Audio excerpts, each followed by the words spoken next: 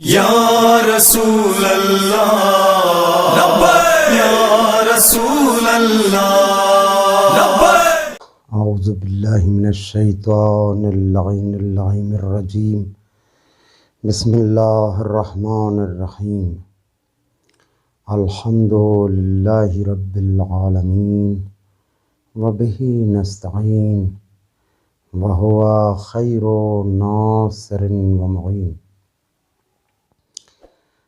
الحمد للہ الذی نور قلوبنا بولایت اللہ وولایت رسول اللہ صلی اللہ علیہ وآلہ وسلم وولایت امیر المؤمنین علی ابن ابی طالب علیہ الصلاۃ والسلام واولادہ المعصومین، اما بعد۔ گفتگو ہفتہ وحدت سے متعلق اور مسلمانوں میں اتحاد و اتفاق و یونٹی سے متعلق ہے۔ قرآن کریم میں خداوند عالم ارشاد فرماتا ہے، بسم اللہ الرحمن الرحیم، وَاعْتَصِمُوا بِحَبْلِ اللَّهِ جَمِيعًا وَلَا تَفَرَّقُوا۔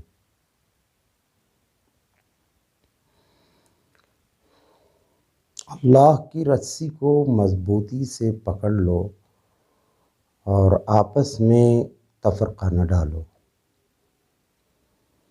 دوسری آیت میں ارشاد ہوتا ہے، وَلَا تَنَازَعُوا فَتَفْشَلُوا وَتَذْهَبَ رِيحُكُمْ۔ آپس میں نزاع و جھگڑا نہ کرو،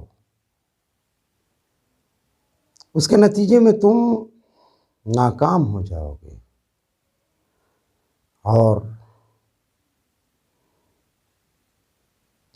تذہب ریحکم، تمہاری ہوا اکھڑ جائے گی، تمہاری جو شان ہے، تمہاری جو ہیبت ہے، تمہارا جو وقار ہے، وہ ختم ہو جائے گا، نابود ہو جائے گا۔ مسلمانوں میں ہر زمانے سے زیادہ اس وقت اتحاد و اتفاق کی ضرورت ہے۔ دشمن اپنے ہزاروں اختلافات کے باوجود مسلمانوں کو مٹانے کے لیے، ان کو کمزور کرنے کے لیے، ان کے اندر اختلاف ایجاد کرنے کے لیے متحد ہو رہے ہیں۔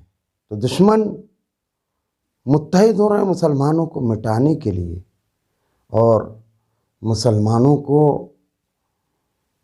فکر نہیں ہے۔ سب ایسے نہیں ہیں، جن کو فکر ہے وہ بہت کم ہے، لیکن جن کو فکر نہیں ہے وہ بہت زیادہ ہیں۔ لہٰذا ضرورت اس بات کی ہے کہ مسلمانوں کو بیدار کیا جائے۔ بڑی پیاری بات کہی عالم کبیر حضرت آیت اللہ العظمیٰ روح اللہ الخمینی طاب ثراه نے فرمایا کہ مسلمان اس بات پہ لڑ رہے ہیں کہ ہاتھ باندھے جائیں یا کھولے جائیں، لیکن دشمن کی یہ کوشش ہے کہ مسلمانوں کے ہاتھ ہی کاٹ دیے جائیں۔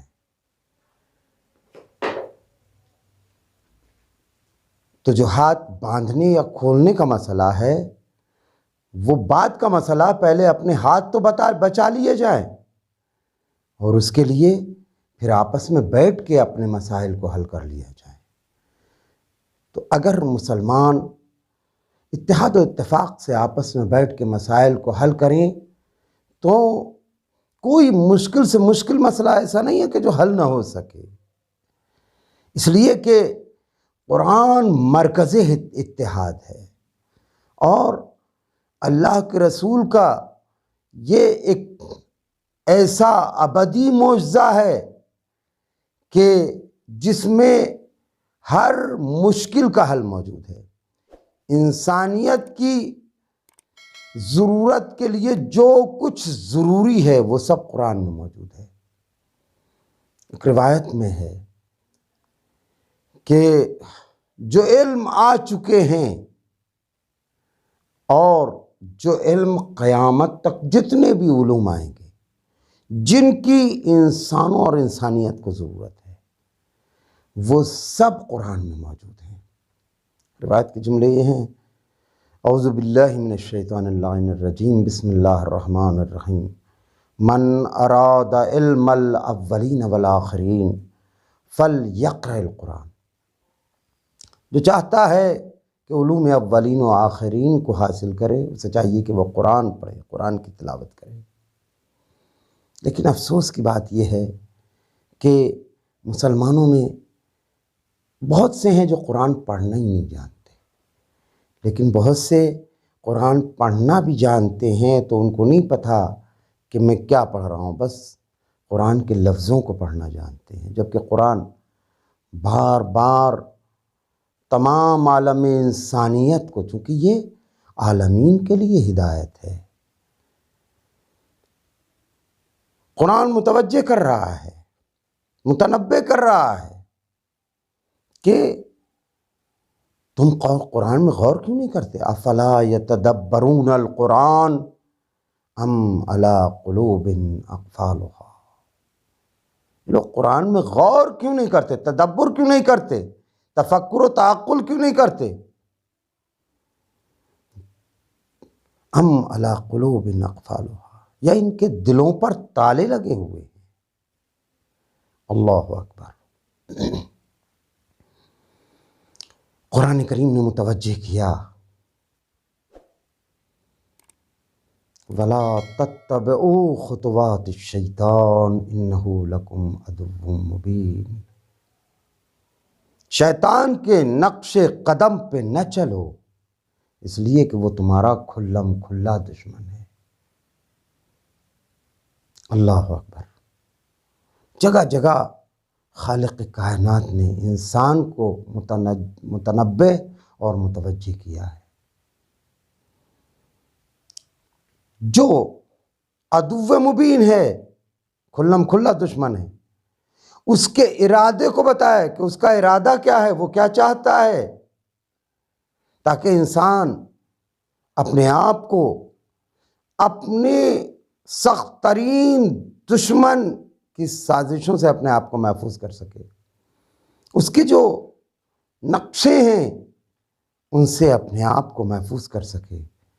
تو ارشاد ہوا یرید ان یوقع بینکم العداوۃ والبغضاء، یہ شیطان یہ چاہتا ہے کہ تمہارے درمیان بغض و عداوت ایجاد کرے۔ اللہ اکبر۔ تو اسلام فقط یہ نہیں ہے کہ انسان بس نماز پڑھ لی، روزہ رکھ لیا تو گویا ہم نے دین پہ عمل کر لیا، بلکہ اسلام ایک اجتماعی مذہب ہے۔ تمام عالم انسانیت کو انسانیت کے رشتے میں جوڑ کے کمال انسانی تک پہنچانے کے لیے آیا ہے۔ پروردگار کو کسی کی عبادت کی ضرورت نہیں، وہ محتاج نہیں ہے۔ اس نے جو قانون بنایا ہے وہ قانون حیات ہے، زندگی کے ہر شعبے پر اس کا قانون محیط ہے۔ کوئی شعبہ حیات نہیں ہے جس کے لیے بہترین قانون نہ ہو۔ تو بہترین قانون کے سائے میں اگر زندگی گزاری جائے تو وہ حیات طیبہ ہوتی ہے، پاک و پاکیزہ زندگی ہوتی ہے۔ عالی ترین زندگی اگر انسان جینا چاہتا ہے تو اس کے لیے قانون پروردگار، جو اس نے اس معصوم کے ذریعے کہ جس کو اس نے عالمین کے لیے رحمت بنا کے بھیجا، وما ارسلناک الا رحمتا للعالمین، اے میرے حبیب ہم نے تمہیں عالمین کے لیے رحمت بنا کے بھیجا۔ اللہ اکبر۔ تو مسلمانوں میں رحمت عالم، جان عالم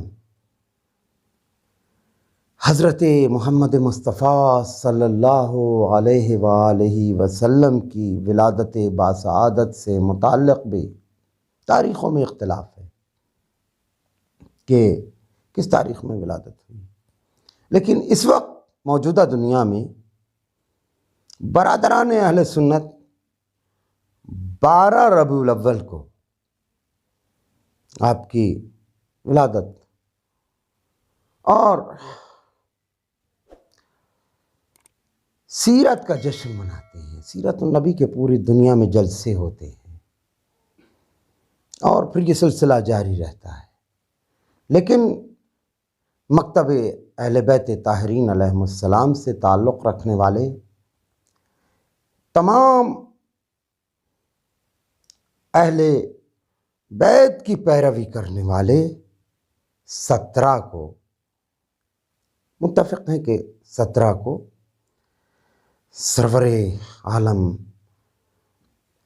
سید النبیین خاتم النبیین اشرف الانبیاء سید الانبیاء حضرت محمد مصطفیٰ صلی اللہ علیہ وآلہ وسلم کی ولادت باسعادت ہے۔ تو 12 سے 17 تک یہ عالم ربانی حضرت امام خمینی علی اللہ مقامہ نے پوری دنیا کے مسلمانوں کو متحد کرنے کے لیے اعلان کیا کہ اس پورے ہفتے کو ہفتہ وحدت کے نام سے، گویا ہفتہ رسالت اور ہفتہ وحدت، کہ یہاں اس ذات بابرکت پہ سب اس کو اپنا نبی مانتے ہیں، سارے مسلمان متحد ہو جائیں اور ان تمام سیرت کے جلسوں میں اتحاد کے ساتھ شرکت کریں اور ایک دوسرے کی مشکلات کو حل کریں۔ اللہ اکبر، وہ دین جو انسان کو کمال تک لے جانے کے لیے آیا تھا۔ انسان اذان میں جب اس رسول کی رسالت کی گواہی دیتا ہے اور اس کے بعد گواہیاں جب آگے بڑھتی ہیں تو شاید ہوتا ہے حیا علی الصلاح، نماز کی طرف آؤ، حیا علی الفلاح، فلاح و کامیابی کی طرف آؤ۔ تو یہ فلاح و کامیابی، یہ قیمتی ترین دولت جو اسلام کے سائے میں انسانوں کو ملی ہے، اس فلاح و کامیابی کے لیے ہر ایک کو ایک دوسرے کا سہارا بننا چاہیے، لیکن آج کی دنیا میں دیکھا یہ جاتا ہے کہ ایک دوسرے کا سہارا کم بنتے ہیں، ٹانگ زیادہ کھینچتے ہیں۔ لہذا ہماری یہ کوشش ہونا چاہیے کہ ہم سب مل کے ایک دوسرے کا سہارا بنیں، اتحاد و اتفاق کے ذریعے عالم اسلام کی تمام مشکلات کو حل کریں۔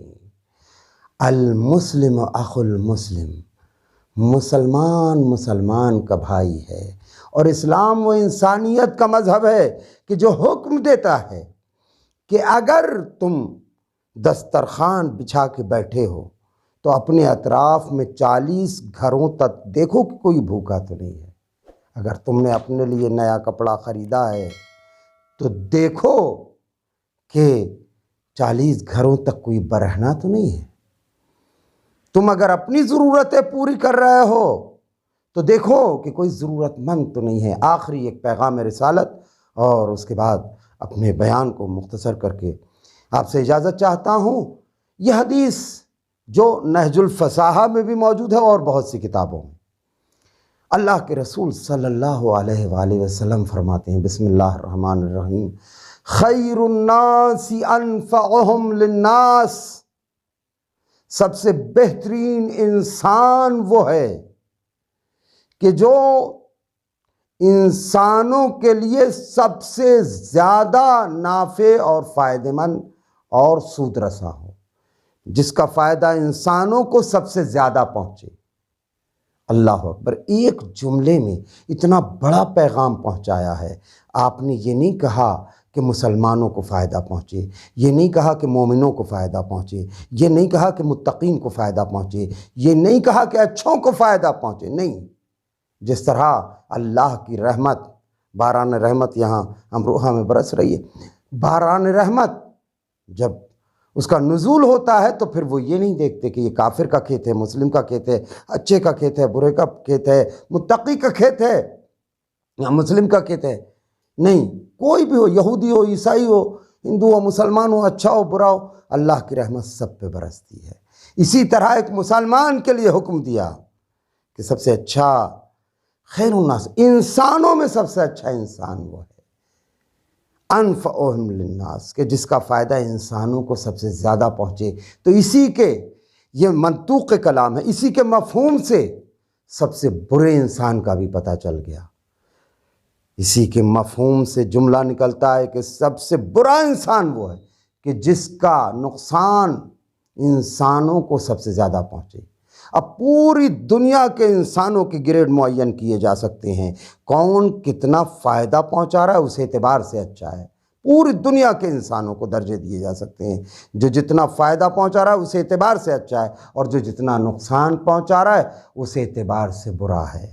خداوند عالم ہمیں دین کو سمجھ کے اس پہ عمل کرنے کی توفیق عطا فرمائے، اور تمام مسلمانوں کو متحد ہو کے ہر فرد کو عالم اسلام کی مشکلات کے حل کرنے کا جذبہ عطا کر کے اس میں سعی و کوشش کرنے کی توفیق خیر مرحمت فرمائے۔